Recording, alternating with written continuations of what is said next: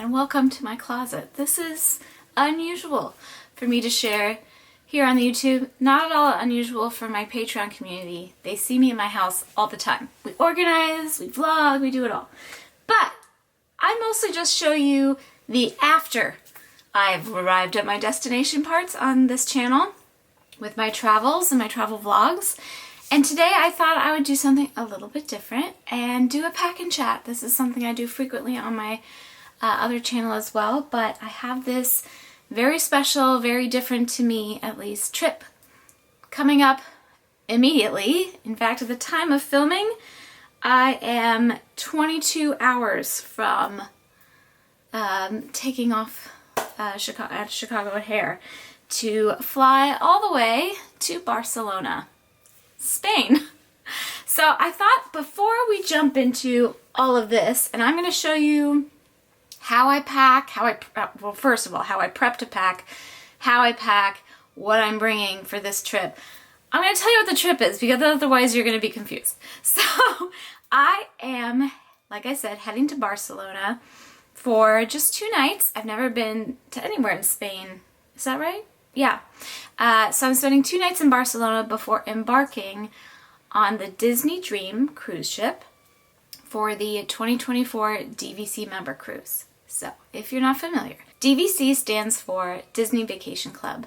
It's essentially Disney's timeshare. I have been a DVC member since 2017. I own 2 properties now, and I love being a DVC member. And it's only in the last, I would say maybe 3 years, kind of like post, you know, the height of the unpleasantness, as some people call it, that I really learned about the member cruises when they came back. I think they've had them for a long time, but I first learned of them, I feel like in 2021, and I've been following along with some people online and their adventures, and I was like, that sounds so up my alley. So what happens is annually, once a year, DVC charters a cruise from Disney Cruise Line for a member cruise. And as far as I know, now please take all that I say here with a big grain, a huge bag of salt, because I have never been on one myself and I haven't done the most extensive research. I've just followed along, like I said, with other people's vlogs and blogs and adventures, and I've been intrigued. But from what I gather, it's almost like a floating convention. So it's almost like is it D23? The Disney convention, but floating.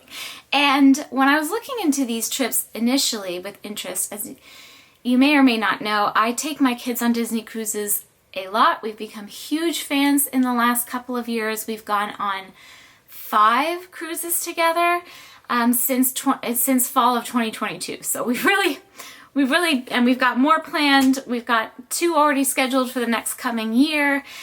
We've already been on 3 in the past year. So, I mean, there's a lot. Have we been on 6?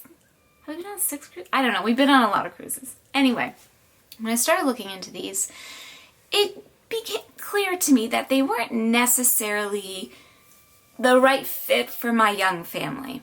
I'm not going to say that they're not the right fit for other people with young families or young kids or whatever. I just know with my kids and how we vacation and how things work out right now, having a cruise that's not only a regular cruise with all the ports and adventures and excursions and everything, but also one that on top of that has a lot of these additional offerings that are not usually available on other Disney cruises, like special speakers that they bring onto the ship across kind of like the Disney world, special performances. Maybe there's panels. I'm getting kind of like a conference-y vibe from it. There's a lot of things that I would be very interested in attending that my kids would not be. And they're not big kids club kids. So if you're thinking, oh, well, they could just go to kids club all day, we're more of a like, they go to kids club for like 30 minutes and then they want to spend the rest of the day with mommy. And I don't complain about that because I love that we love to be together. But I kind of always knew that if I wanted to do a DVC cruise in this season at least, and I'm not ruling out doing one with my kids later, I would love to do one with them when they're a little older, because at this stage they're starting to really get into like we really like that show Behind the Attraction, and seeing about the history of Disney. They're getting to be those like Disney buffs kind of kids, so we'll see down the line. But I knew if I wanted to do one in this season that it would be a solo trip. When they announced this year's cruise, the 2024 cruise, as a Mediterranean cruise, I was like, ooh, that sounds great.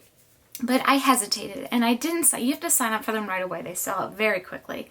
I didn't sign up for it because remembered the last time I went overseas, like traveled farther away. I've been to, a little dipped into Canada here and there, but really overseas without the kids was 3 years ago when I went to the Dolomites. I had a wonderful time, but I knew that it wasn't quite the right thing for me to do more regularly because I just didn't feel that secure just personally being that far away from my kids. Whereas when I travel domestically and, even just within North America, I feel like I'm a pretty accessible plane ride home in the event of an emergency if I need to get home to any of my kids for any of their needs. And again, I'm just going to say this once because people always ask. I am divorced, I co-parent, we share custody, we split right down the middle, and anytime that I have them more or their dad has them more, there's always a balance in there. We always work it out, so it generally ends up to be everybody's getting even Steven time with everybody. So yes, I'm going to be away for 10 days for this trip. I had them for almost 2 weeks for spring break. I've had them for the last several weekends they've been with me. So we made up the time. I just feel like it's important to say, even though honestly I don't think it's anybody's business, to be quite frank, but I always get comments like, where are your kids? Who's parenting them? Y'all, I'm parenting them. I just don't show that part on the internet. And when you see most of my travels, those are like 4-day trips that you're seeing. I'm not gone all the time. So just laying that out there because I know there will be comments. Anyway, I'm going to try to wrap this up so we can get to the packing part. I've been nervous about this trip. I've been anxious about it. And that's why I didn't sign on for it. Because I was like, I don't know if I really want to do an overseas trip without them for another, like a week and a half again. It was just like the Dolomites length of time too. Even though it was a great time, it was hard on my like mommy heart. They were fine. It was me. Anyway, then in the summer of last year, I kept thinking about it, kept bugging me. I was like, you know what? I'm just going to put myself on the wait list. And if it's meant to be, it's meant to be, and I'll get off the wait list, and then I'll take that as a sign to go. I'm a very like symbolic sign kind of person. So I put myself on the wait list, and lo and behold, early last fall, I got off the wait list.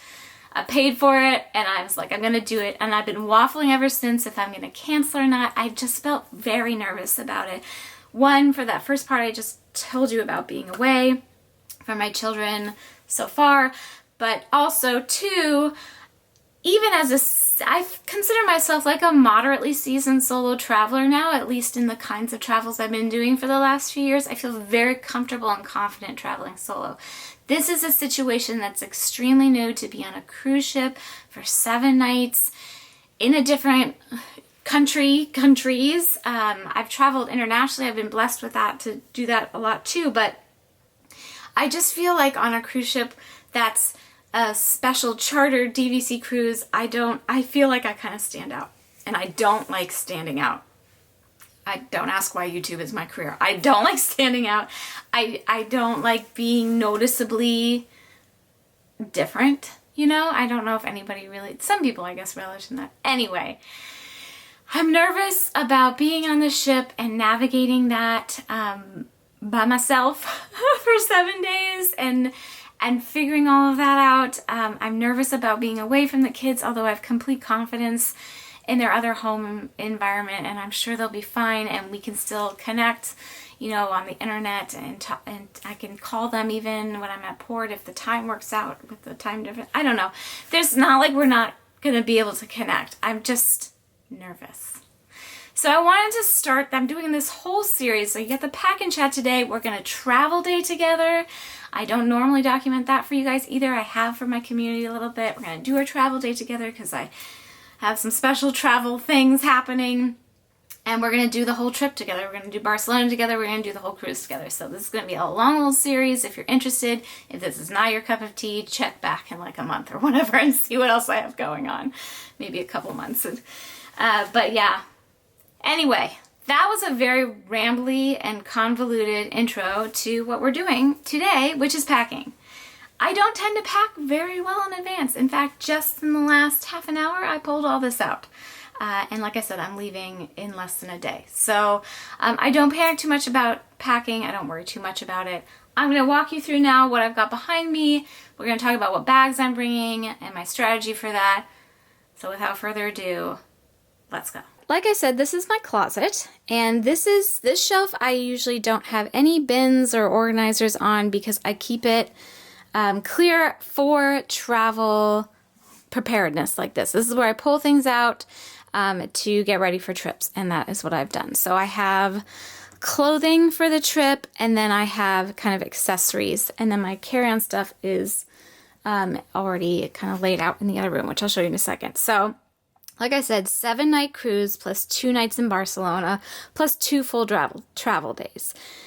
This may look like a lot of stuff to some of you. This might not look like a lot of stuff to some of you. I will explain my theory on this, how I'm approaching this trip with packing in just a moment. Before we do that, I am going to bring this bag, my medium bag from Away. I'm going to check it. I'm not doing carry-on only. I would try to do carry-on only if it wasn't a DVC cruise. But I know from the people I have followed along with and their journeys that you get a lot of goodies from DVC cruises. And we'll show you all that along the way too. And whenever I say we in my videos, you guys, it's me and you, okay? It's just me and you. All right, so I am in training while I'm away, so I have to be mindful of that. So I have 3 workout outfits. I've got tanks and bike shorts and sports bras, undies, and socks mainly for treadmill workouts in the gym on the ship. And then I have 2 bathing suits, 1 cover-up, 2 night shirts. Sorry, my camera doesn't want to focus. Let me change my lens. Hold on one second. All right, that should work a little bit better. I've got 2 night shirts. I have a rain jacket. Just always bring one just in case. I've got a ball cap and like a sun hat for hiking and for lounging. I've got all my undergarments and socks. I've got, I think, 4 tanks and 3 cotton t-shirts. I have 1 pair of shorts and 2 pairs of pants. These are hiking material, very small, fold up great, perfect for all sorts of travel. I've got 2 dresses, 1 flyaway sweater. And this is all like kind of my dinner. I do plan to go to dinner every night, and I like putting myself together a little bit for dinner on ships. So I've got 2 dresses, like I said. I've only booked myself for one of the extra restaurants, the Apollo I'm going to one night. But I've got 1, 2, 3, 4, 5 tops that are kind of nicer. And these are those like paper bag style shorts that I love to wear to dinner sometimes, and some white jeans. So that's my evening attire, day attire, you know, everything else. And then I'm just going to wear the sneakers that I wear on the plane are going to be my all-around hiking shoes and also running shoes and everyday shoes. And then I'm bringing 2 pairs of sandals, my Birkenstocks, because they're absolutely the most comfortable for me. It is summery weather, you know, late spring, early summer weather over in the Mediterranean. And I have brand new sandals that are very good for my feet for when I want to look a little bit more put together with some of my evening outfits. Now for the stuff, I have a very small, lightweight hiking pack because I have 2 big hikes planned, like really big hikes. So I'm bringing a very small first aid kit and a bandana and a couple, at least 1 soft-sided water flask that I don't have here right now, and a like a reservoir, like a camelback reservoir kind of thing for this bag. I have this little travel wallet for mostly when I'm in Barcelona, just to keep my things safe on me because I know pickpockets are a real issue there. This is my training plan I'm bringing with me as well. I am bringing this cutie patootie little Is this a Dooney and Burke? I think it's a Dooney and Burke purse for my evenings. My Kindle fits nicely into it. I do plan on bringing my Kindle to dinner, hoping to get a solo table. We'll see. Laundry basket pop-up. I travel on this with my kids on cruises, and it's great for the cruises, and I'm bringing a couple of laundry pods. I do plan on doing laundry at least once, if not twice, mainly for the workout stuff. And maybe like pants and, you know, this sort of like everyday stuff. Just so I don't have to pack so much stuff. I have no qualms with doing laundry on the ship. It's easy peasy. And then I've got some fueling. My AG1 is behind there. My sunscreens. You can bring packaged, like sealed packaged snacks on the ships. As far as I know, it's the same in the Mediterranean as it is in the Caribbean. So I have two of my favorite lately, these Vienna chickpea snacks, to have mainly for when I'm doing day trips, excursions from the ports, to have a little snacks to bring with me. That water bottle's for my AG1. I'm bringing this little fan because the gyms on the ships tend to be so hot and humid, so I'm bringing this little fan mainly to put on the treadmill for the gyms. And then I have a couple of just my running headphones and some different little chargers that are not going in my carry-on. And of course, my AirTag. I will have an AirTag in my suitcase and an AirTag in my carry-on backpack. And those are great because I can take them out whenever I'm on the ship or in Barcelona or wherever, and put them in the bag that I'm walking around with in the event that maybe something's stolen or I leave it somewhere. Then I can easily track it, unless, you know, it gets chucked or whatever. But it's just something. It's something to bring, right? Okay, so quite some time has passed because I had to pick up kids from school and we had to have lunch and give baths and all that stuff, and now everybody's having a little screen time while I finish packing. So I'm going to try to wrap this up pretty efficiently for you here.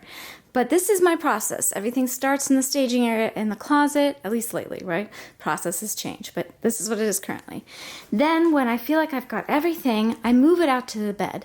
And I know that might seem redundant, but to me, it's the process of moving it. Since I don't keep a packing list for the most part anymore, I do everything just kind of in my head.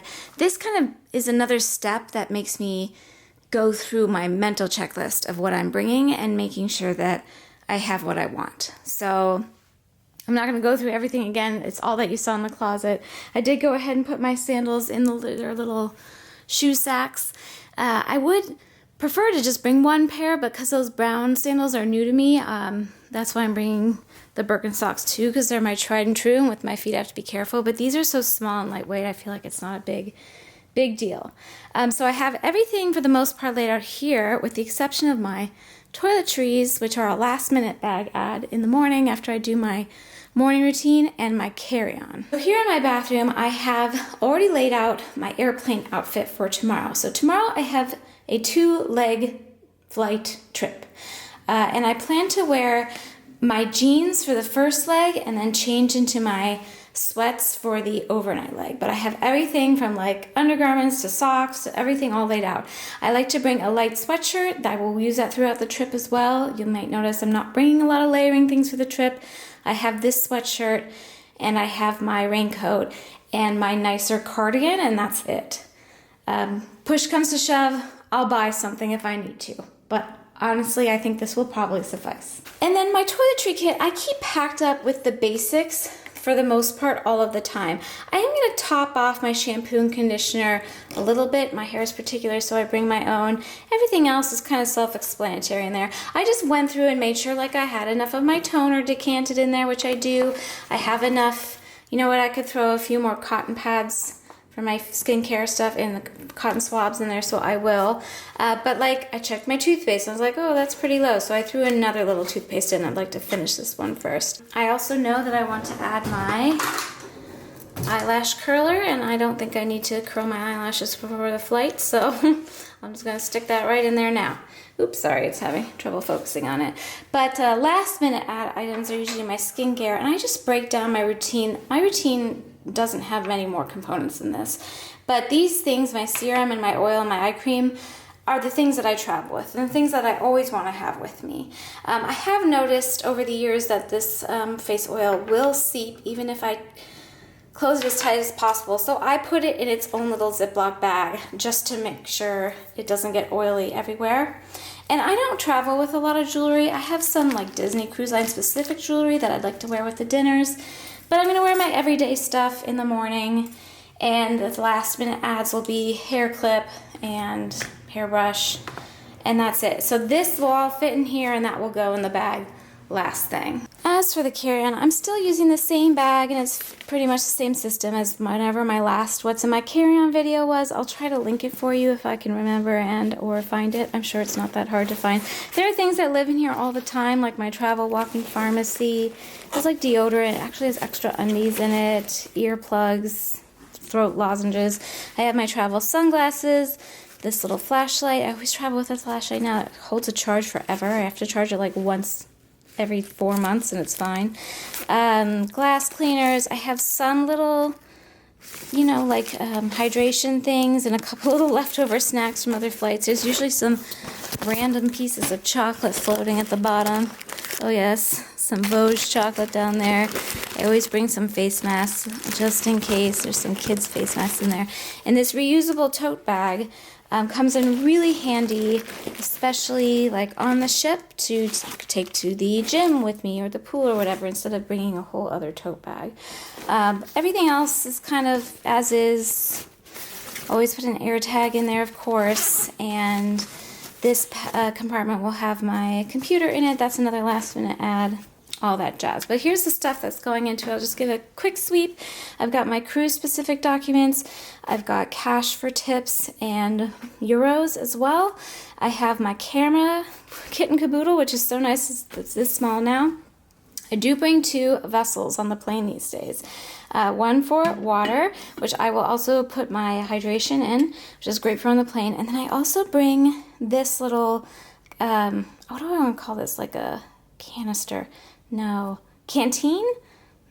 I'll think of it. But for hot beverages, it actually keeps things really hot. And one of my favorite things to do lately, after I go through security, I will go to Starbucks and get like a chai or something like that. Or if there's no Starbucks, I'll just, if I'm near one of the United clubs that I can access, I'll go in and I'll make a cup of tea and I'll put it in there and I'll screw it up real tight. And then it's something I can enjoy on my flight, which is really, really nice. I love doing that. I have a Kindle. I've got my noise-canceling headphones, which I mainly use for editing. I will also pop my AirPods, that came out funny, AirPods in there. I am going to put the one of my Euro adapters in there just in case I need it on the other end, easy access. I have another one in my suitcase. I got real bougie with this hand cream, but I love it, so I'm bringing it with me. I thought it might be too big, but it says it's 2.2 ounces, so that's just fine. And then I have sweatpants and a pair of undies to change into because I'm traveling over the course of 2 days, technically, to get to Spain. So there's that. Copy of my passport.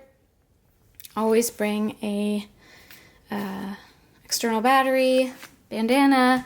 And then I am also going to have on me, at least for checking in and stuff, this is going to be my main kind of excursion bag when I'm not hiking, but I'm also using the plane as a fanny pack for easy access to my passport and you know, my phone and my camera when I'm filming and stuff will all be in there, and that'll just be easy for me to access. So that's all kind of carry on the plane with me stuff. So in this part of the process now, I will start putting these things into packing cubes. I still use and love packing cubes. Now I have these away ones, which I really, really like. They're very lightweight and, well, they match the bag, which, you know, that feels important. It's really not, but they do match. And here's the bag opened up. You can see nothing in it. I do have a few standard things I keep in my suitcases, carry-on size or otherwise, and that's a collection of Ziploc baggies. They come in handy. Now I can decant, you know, my little snacks in there when I'm on the cruise and stuff. And I have a couple of really nice quality face masks just in case I need them for any reason. So I'm going to put that all in and then we'll pack. Everything's in the packing cubes. It always looks like way more than it does actually fit in the bag. I am assuming I'm going to have some wiggle room in here.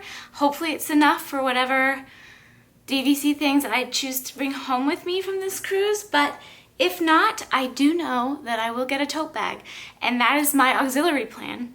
And you get a tote bag no matter what kind of cruise it is, if you're at a certain level of cruise loyalty. So for Disney, it's silver, always gets a tote bag, at least as far as I know in the last few years. And then gold lately has gotten a wet dry bag. So I'm kind of counting on that because I might use that wet dry bag.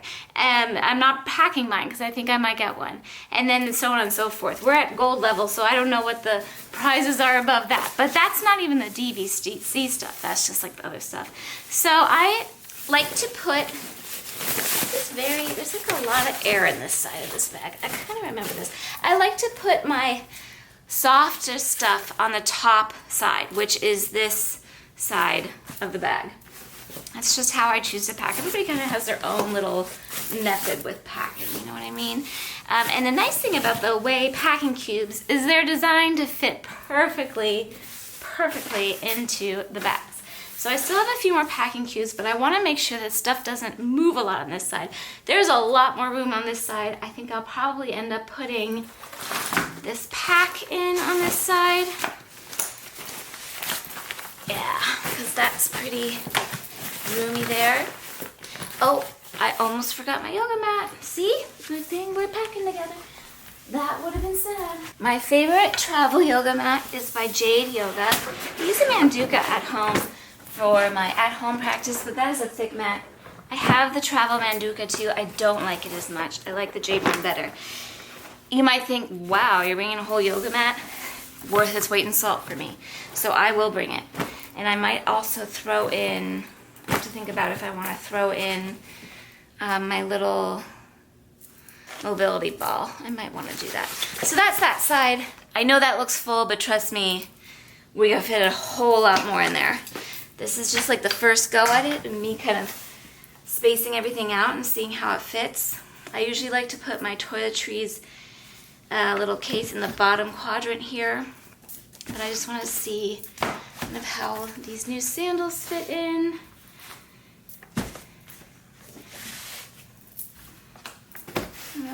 I put my fan in here just to protect it a little bit. I like to pack things that I want to protect within the rungs because I feel like there's a little bit more structure there. I don't have that much I want to protect, maybe just my sunscreens, and put my toiletries on top of that. That might work. These I don't really like to squish too much. Now it's just a matter of, these are all my, I have so many hydration and fueling things. That's another last minute thing. My vitamin D drops will go in there at the last minute, but that fits fine.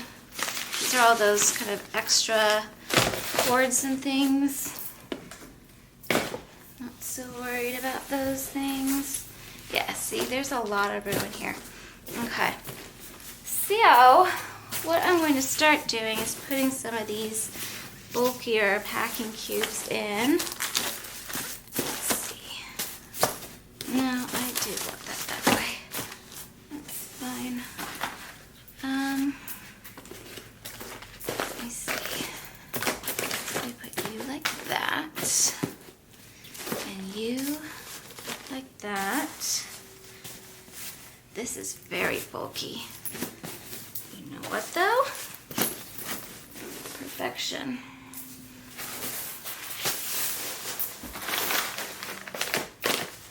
So this is pretty loosely packed. I could definitely fit a lot more in here.